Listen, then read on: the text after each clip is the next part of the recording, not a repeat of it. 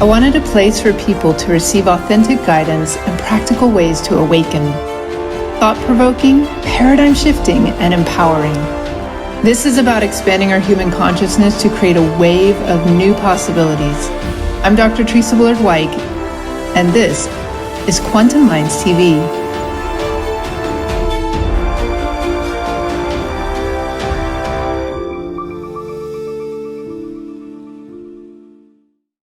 We have so much power inside of us, so much knowledge and wisdom just encoded directly into each individual cell. And it's just waiting for us to unleash it, but in a positive way. And this is one of the, actually, it's hard to almost say this, but it's actually almost a good thing that we've been a little bit oppressed and suppressed up until now, that we're just now starting to break free. Because honestly, the way the human ego is, we weren't really quite ready to take the next leap out into the beyond. But I believe now that we're in a position where we're on the precipice, that we're able to now make better decisions and move out. Well, and we're moving forward at a level of consciousness on this planet where more and more people are waking up so fast. Eventually, we will be able to, I believe, be more in control of our own destiny in terms of the technologies that are released, how they're released, what type of programming is going into these technologies, because these AIs and these robots and this technology is only going to reflect the consciousness of the programmer. Exactly. I keep trying to tell people this. If the person that's programming these systems and these platforms is, unfortunately, let's say racist, which it's going to have racist tones in its programming code. It's going to act and behave the same way. It's just going to mimic the creator. We have to put people in positions where they're the programmers of these particular computer systems and robots, conscious people, so that the robot is taking on the same mindset and the same programming code. Because all we're doing when we program technology is we're transmitting the information from our own consciousness into another format. We're taking our own mind and putting it into this machine. And so if we begin to understand that this is a reflection, the technology is a reflection of us, then the technology will change dramatically. Yeah, we're creating that technology in our own image, right? Right, literally. And yeah, right. And so, this brings us to that place of there's knowledge, and then there's wisdom. And then there's knowledge and power. There's the saying, knowledge is power. Right. And knowledge by itself isn't power. The application, you've talked about that. The application of the knowledge is power. Right. But I would also say that there's knowledge that needs to be guided by understanding and wisdom as well. Right. So how would we, shift into this recognition? Because there's some people who they just go and they acquire the knowledge, and then they like to sound smart, but they aren't really doing anything with it. Right. They're not living it, for example. They sound, they talk the right words, but they don't embody it.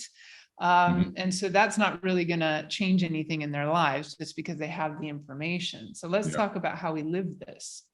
Yeah, we have to live it, because there's enough people already sitting back, kicking their feet up and watching the world burn.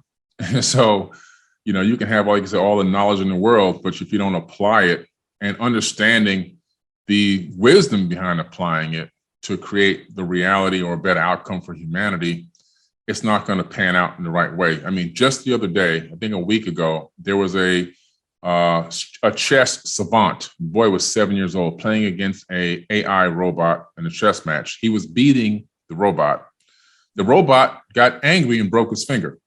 Let's think about this for a minute. So this robot was created with AI technology to play chess. It was supposed to be a chess master.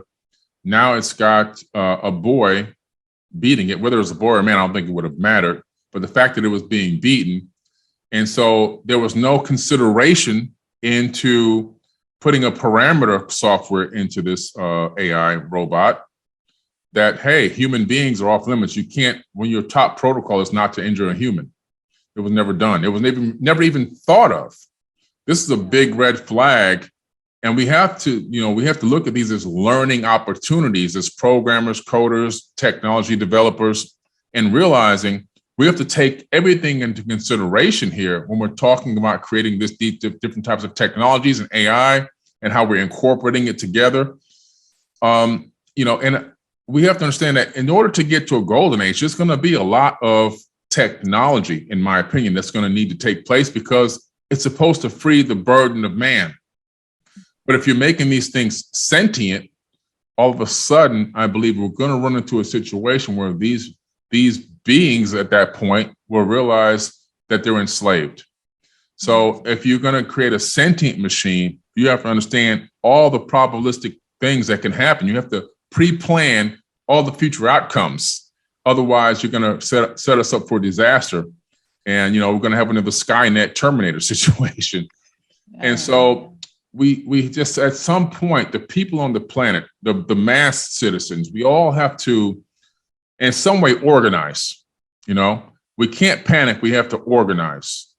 And if we organize properly and start talking about these particular systems and these companies and these techs, and the people who are in the organization are part of these technological advances as well, then we can create the proper systems with the proper type of oversight and make sure that things like this just don't happen. I mean, this is an oversight of maybe 4 lines of code that could have prevented a boy from getting his finger broken and traumatized probably for life now because of this situation. So we need a lot of oversight, and it has to be conscious. This is what's so important about the work that you do, the work that we're all doing, in this field, trying to bring more awareness to getting people to understand the true nature of reality and who we are and our place in the universe and how technology can play a part in that. But it's a reflection of us. Like you say, we're creating it in our image. How do we do this? How do we get past that point? It's going to take it's really a lot of ego sacrifice and people coming together and understanding that, first of all, we're all one. And number 2, the ultimate goal is a golden age, whatever you want to call it, whatever you want to say it is, heaven on earth, or whatever the case may be, but that we all are headed to this ultimate goal to allow human beings the workload to be freed, the burden to be relieved, and that to not let these oligarchs sell us things like time, lifespan, and keep us laboring, or either keep us in poverty because now machines have taken over our jobs, but they don't say, hey, the machine took that job over. Now you're free to go do this. Mm-hmm. These systems need to be completely reconfigured, broken down and completely reconfigured. I agree that the machine should take the workload of man, but to free us up to be loving, to spend time with our family, to travel, to explore, to do arts and crafts and find out who we are and all these kind of things. And that a person shouldn't have their job replaced by a computer and then all of a sudden be living on the street. So we have to find a way to really break this thing down and reconfigure all these systems. Yeah, amen to that. I mean, and this is really upon us now because robots are already starting to come into the workplaces, and the automation is going to happen more and more, especially now that a lot of people don't even want to go back to their old jobs. Right. And so it's going to force the acceleration of automating many of these repetitive types of jobs. Mm-hmm. And I mean, that's pretty amazing to hear that AI is already getting to that place of feeling something like frustration or anger or something that might be taken as an emotion.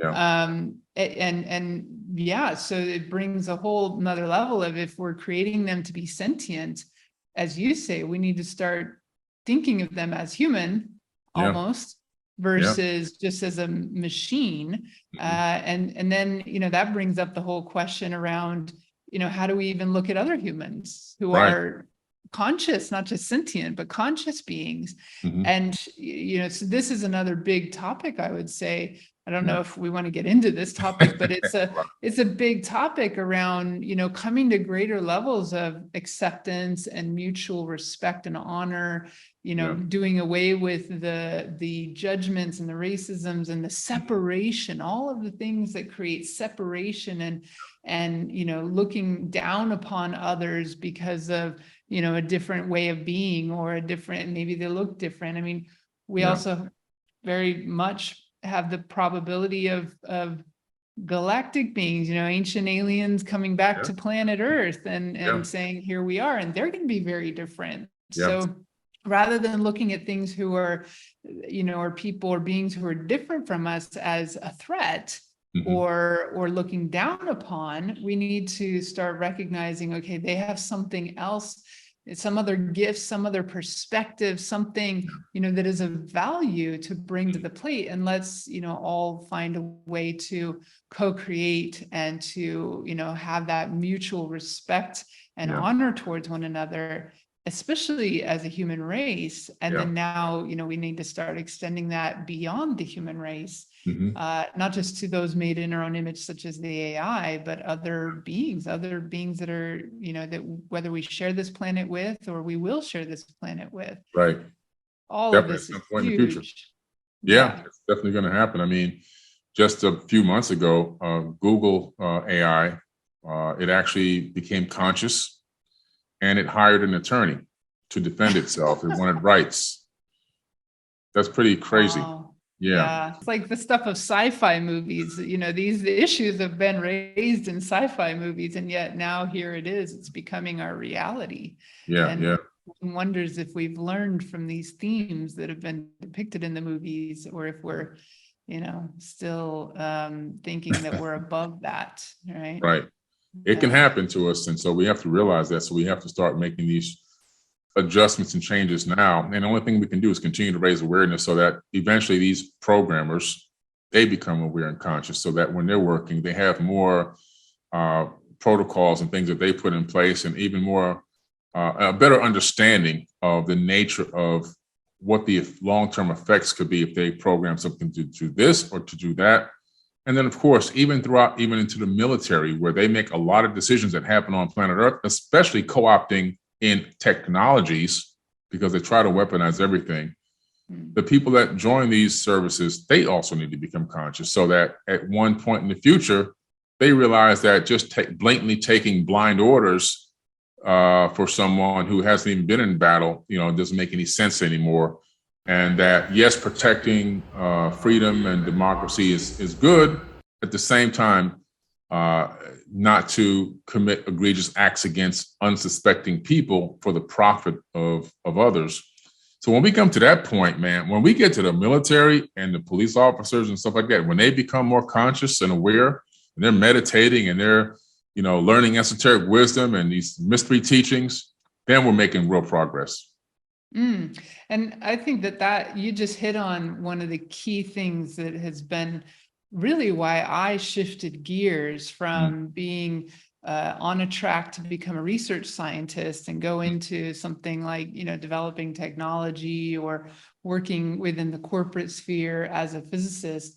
I shifted gears towards becoming a mystery school teacher because I realized that, our knowledge and technology is starting to exceed our wisdom. And the way in which because of human consciousness, the way in which we are applying these technologies is not considering the longer range impact and implications at a spiritual level. And that if we really want to make a difference in this world and create a better way of life on earth, we need to shift consciousness. And I think that is really one of the only major solutions that we have is for us to create that shift in consciousness. Of course, it starts as individuals, but ultimately it's about how do we create a critical mass of people who are awakening and who not just are waking up, but who are living a practice of every day by day, continuing to integrate and connect at a spiritual level, and then act from that place, in the physical. And really, having a deep sense of connection within oneself to a higher purpose, to a higher source. And as we shift in that consciousness individually and then reach that critical mass, then there can be a spontaneous up-leveling or upgrade for humanity to all start to wake up, even the people who we would not expect to be waking up and thinking like this. So this is why I do what I do, is like we have to help reach as many people as we can with not just the knowledge, but with the tools, with the way in which we can live it and apply it and start to, address our life, our day to day, and the challenges that we face from that higher state of awareness. And I think that brings us back to one of the topics that you write about and talk about, which is that we need to shift from, again, like you mentioned it in your story, from focusing on the problem to focusing on the solution, to taking knowledge into application by looking at how can we be problem solvers. Right. You want to say more about that? Yeah, definitely. One of the biggest downfalls that we've seen in humanity is people almost becoming addicted to negativity and drama. It started with MTV back in the day. That was like the beginning of, I think, making people addicted to trauma and drama. And it's like this codependency thing going on, which we need to break that, which is why in shows like this are so important for people to understand. There's toxic programming. They call it programming for a reason. And those programming, those shows and these mindsets and this what people want to watch, the street fights and all this other negative stuff all the time, it really is part of one of the biggest part of the problem. And we have to get people to begin to understand that when they see these things, it's making them become more part of the actual problem. And, also we have the people that are always complaining about the problem. There's a lot of complainers. There's a lot of accounts on social media that do a lot of exposing of negativity. Even I have to show the things that are going on that are negative from time to time. But I won't go negative. I'm going to come back with some positivity, positive stuff after that. There has to be balance in everything. You want to expose what's going on negative, but if you only focus on the negative, and if your only mindset is on to showing this fight or showing this guy get shot or showing this thing happening with this politician all the time consistently, then you're never going to be a part of a solution at all, and there's accounts that have completely been dedicated to nothing but being angry. And they've got now millions of people following them that are now also angry. Now they're angry not only at what's going on, but they're angry at their spouse, they're angry at their job, they're angry at their kids, because they got all this anger building up because there's no solutions coming.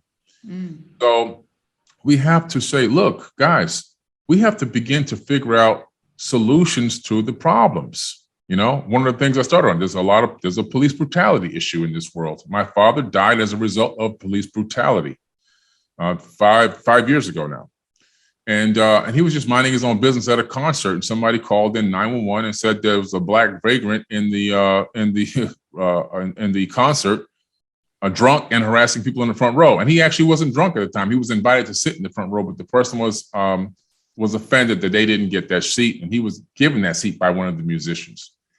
And so the cops came in and beat him up, gave him a double concussion, broke his back. Wow. And so now I have all the right in the world to go on rants and rages and scream about the cops 24/7, every single day. What am I doing? I'm focusing on tapping into resources right now that allow us to find out how they can be held accountable financially through the insurance companies that run them, and also through their pension funds, and also even through the sheriff's pension. And so where that you would take a financial hit if you're part of an egregious act, and also even your boss may take a financial hit, that it's not also just only on the taxpayers. This is one small example of, instead of ranting and raging 24 hours a day and screaming and going protesting and creating riots, I'm looking for a solution that can hit somebody in their pockets, and then maybe that will wake them up to realize, like, hey, if we keep doing this, we won't even be able to retire.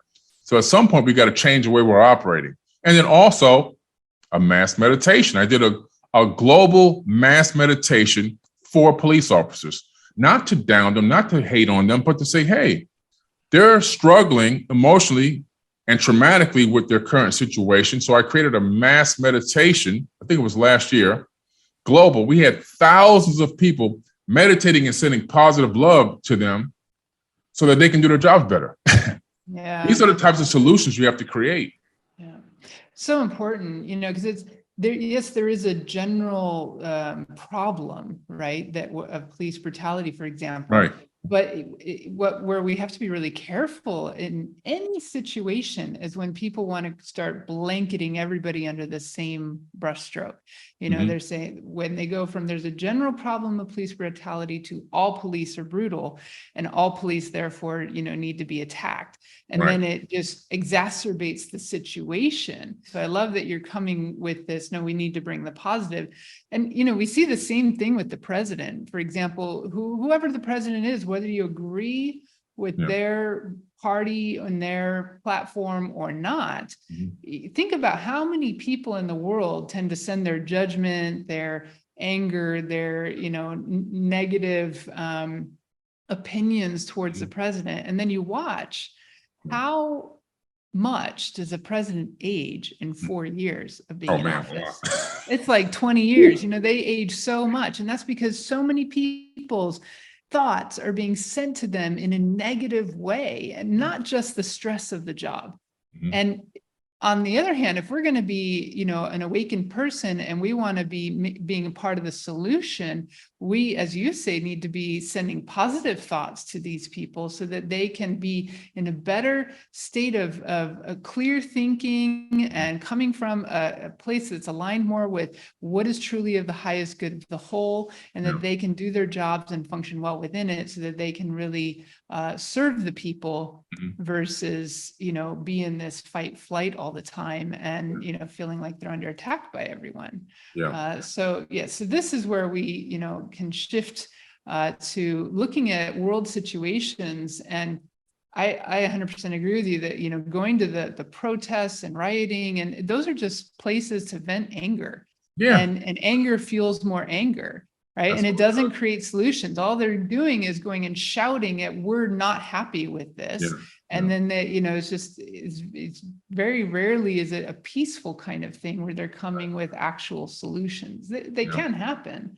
And Gandhi was a great example, and Martin Luther King was a great example where, they brought peaceful protesting, nonviolent and peaceful, solutions to the problems versus just shouting the dissatisfaction and acting out from that place.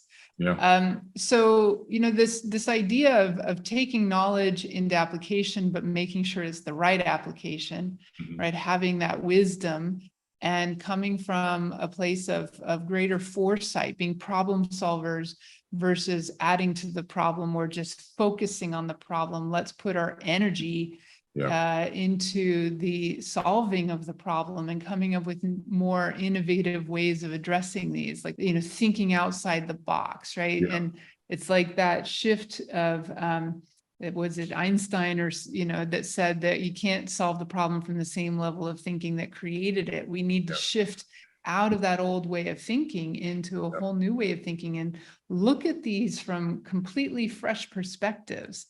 One good thing that would be great, you mentioned, for example, some of the corporations and innovators who are creating the tech, or even government, if they were to bring in consultants who were people, that are coming from the wisdom teachings and bring them in as a consultant, and then yet have enough respect to say, okay, let's really hear, from this other perspective, things that we would have never even thought of in terms of the ripple effect of that, right? Absolutely. That would be so powerful. Is that something that you do? Is that kind of consulting? Do you ever find yourself doing that?